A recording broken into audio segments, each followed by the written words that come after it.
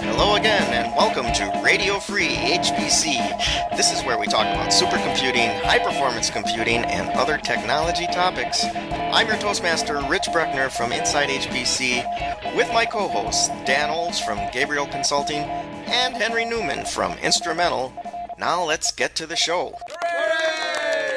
Hey guys, let's talk a little more about what happened at SC12 in Salt Lake City. We're freshly back, and at this point, actually, we've had Thanksgiving dinner. How was the Thanksgiving, boys? Wonderful. Great turkey. Good. Was the company pretty horrible, Rich? It was really mixed. We had actually good political discussions. People from all over the world. It was a nice dinner. What, were you on a Skype chat or something? No, I went and saw the neighbors, and they kind of feed the hood. Oh, and you too? Indeed. Okay, well that's nice. That's very nice.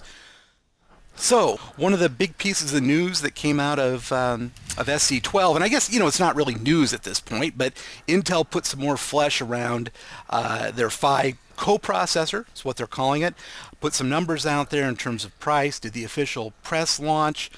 So, what do we think, boys? Henry, what do you think? I think it's going to be an interesting race between the GPUs and Phi. I think that total cost is going to depend on a lot of different factors. I think one of them is going to be the compiler issues. I mean, how much can you get out of either of these just recompiling your code without any code changes? Obviously, the labs and some of the other places have some really good talent to modify these codes, but does your average middle-of-the-road industrial HPC center have that talent? So that's one area. Another area is what's the total cost of ownership. That includes how much time you have to put into it to get the performance out, the power, cooling, etc. And then I think from a realistic comparison point of view is you have to look at what the actual cost of the GPU or the Phi is compared to buying more CPUs. Interesting stuff, Henry, I guess. Rich, what do you think? Well, I think Intel came out of the chute very strong. I mean, they came in with the Stampede supercomputer from TAC at number 7 on the top 500, a machine that we didn't even expect to see on this particular list, as it's not going to be accepted till sometime next year. So that and a number of other systems. So, by the way, Rich, kudos to the TAC people for getting those numbers in. Absolutely. I don't know if they had preliminary parts or production parts, but that's a very strong showing. They've got preliminary parts, and actually from what they were saying, it's sort of a special part. I don't think it's any different, but I think that for some reason they have to denote it differently, but they've gotten, from what I hear, the lion's share of the early production runs. And I think I disagree with both of you guys on this. I don't think this was all that strong of an introduction, all that strong of a launch. The thing that concerned me, I went to the press event a couple of hours over in one of the hotels there, and the performance figures that Intel threw out, the best performance number they had was something like 2.74x what you can get with Sandy Bridge Xeon these days. And they spent a fair amount of time trying to knock down performance claims for GPUs, and it of course was aimed at NVIDIA. I feel that if they had better performance numbers to talk about, they certainly would have.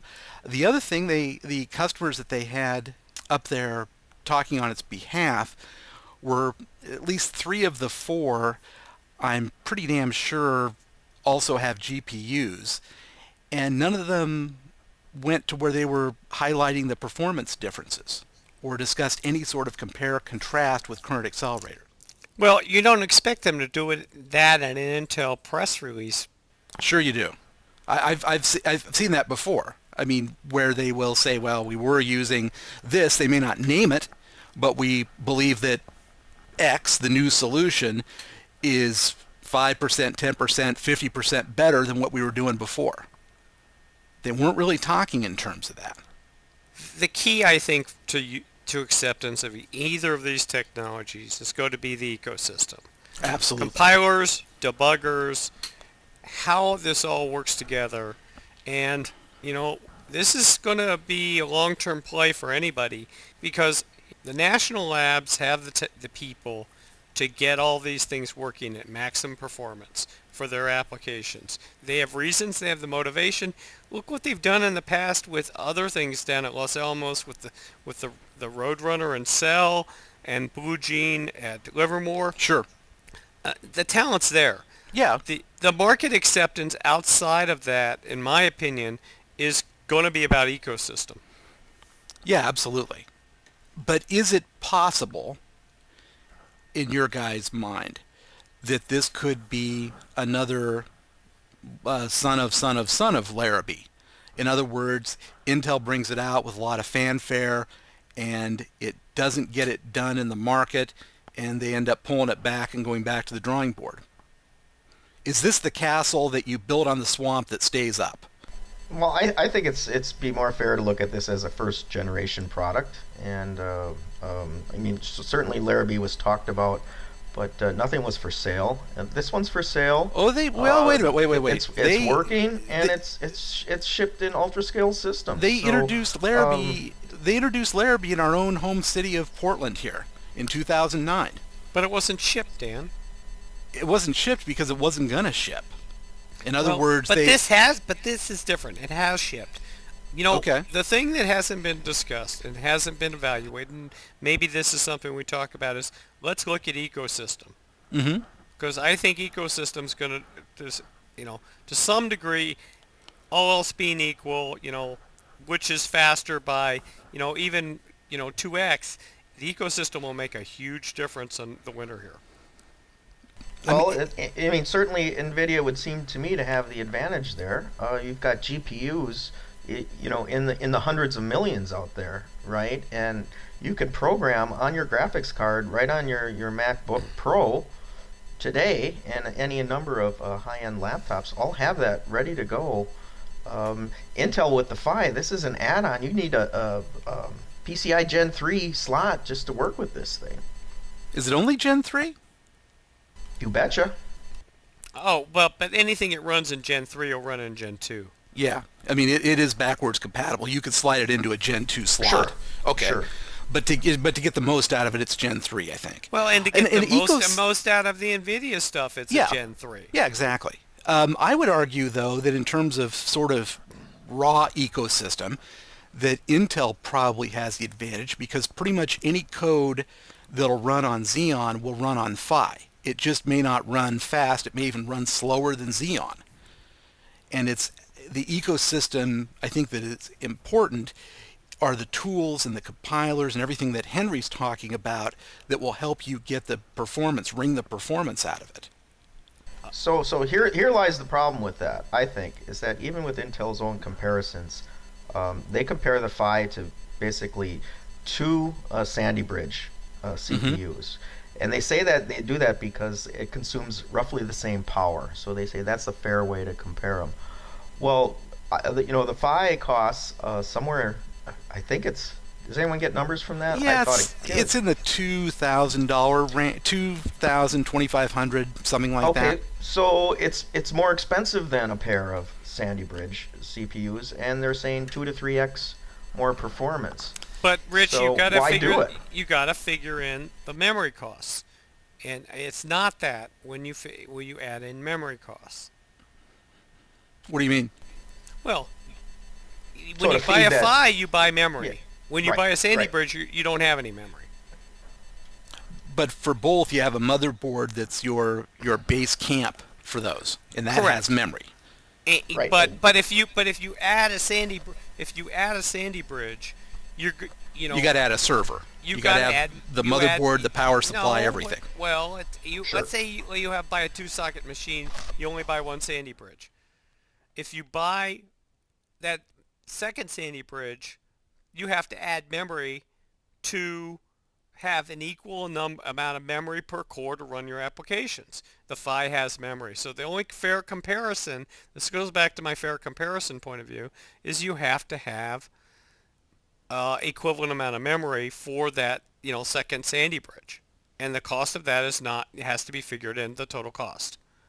And to be honest, this isn't an either or kind of proposition. You already got the Sandy Bridge supposedly, right? And this is a coprocessor, right? You're looking to augment that for minimal pain. And the key, I think that's the key words: minimal pain. The winner on all this is going to be about pain. The one with the least pain, with moderate performance, is going to win in the market, in my opinion, over the one with more pain and good, excellent performance. If the cost, this goes. The costs are price reasonably price equal, which I think performance. they probably are, Yep, price performance. or will be. And I would argue that that's the thing that Intel has done, or excuse me, that NVIDIA has done best, and was their best move, was to really work on fostering that whole ecosystem, to get ISVs signed up, tool makers signed up, to get their code running on GPUs. That puts them in a better position than better position than AMD, for sure. Mm-hmm. And a better position they would have been in if they just rolled out, hey, here's a super fast hardware. Now, community, go develop stuff for it. So I guess in the end, I mean, the market will do its job, and maybe there'll be a winner. But to me, these are both winners. They're both going to be successful, at least in this generation. These machines perform, and they're out there in ultra-scale machines, and I think that'll continue. And Rich, I agree with you. This generation, there's not going to be the shakeout yet. It's going to take a while. Yeah. No, I think so too. And we're going to find out a lot more about comparative performance numbers in the months to come. I mean, we have to get to a point where PHYs are going out to someplace other than Austin, Texas. Dan, Rich, as with everything else, there's no clear path of who's going to win and how it's going to get there. We're going to find out the real performance numbers over the next, I would say, 3 to 6 months after the holidays. We got to discount December as dead month.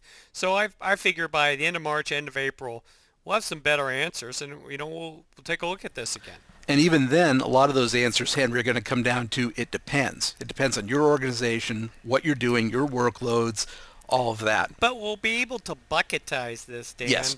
Yeah, and say, for these types of things, this one works better than the other one. Makes sense. Well, we will keep an eye on it and check back in. That's it for this edition of Radio Free HPC. Thank you for listening, and be sure to check back often for new episodes. Also, check out our website for more content, links, and a place for you to let us know what you think about the show. We're at radiofreehpc.com. Thanks again. We'll be back with another exciting episode real soon.